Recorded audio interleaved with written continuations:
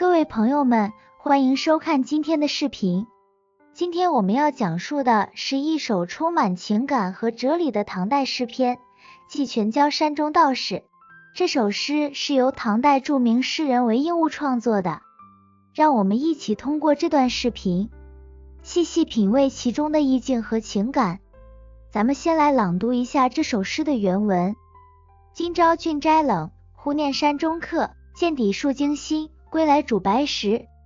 欲持一瓢酒，远为风雨息。落叶满空山，何处寻行迹？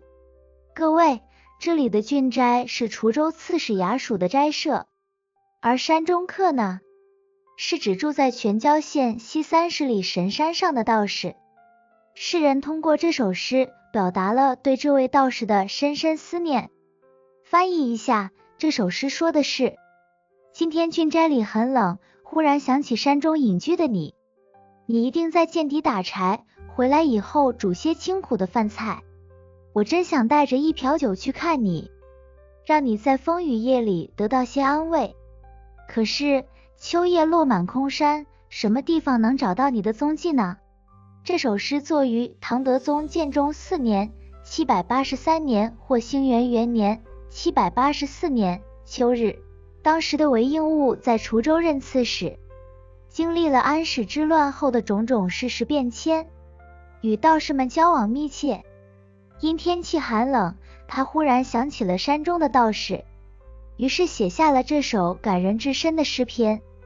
诗的开篇今朝郡斋冷，一个冷字不仅写出了郡斋的寒冷气候，更是诗人内心孤寂落寞心境的写照。这种由景及情的写法，自然而巧妙地引出了诗人对山中道士的思念之情。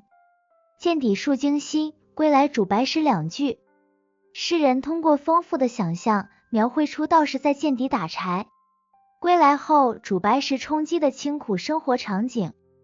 道士的形象在我们的眼前仿佛鲜活了起来，远离尘世，超凡脱俗。欲持一瓢酒，远为风雨息。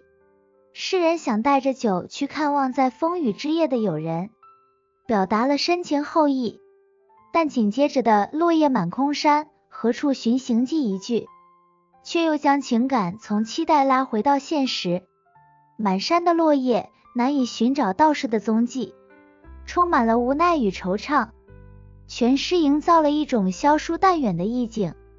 诗人将对友人的思念，对其生活的向往以及对人生的思考融入其中，使诗歌具有了丰富的内涵和深远的意境。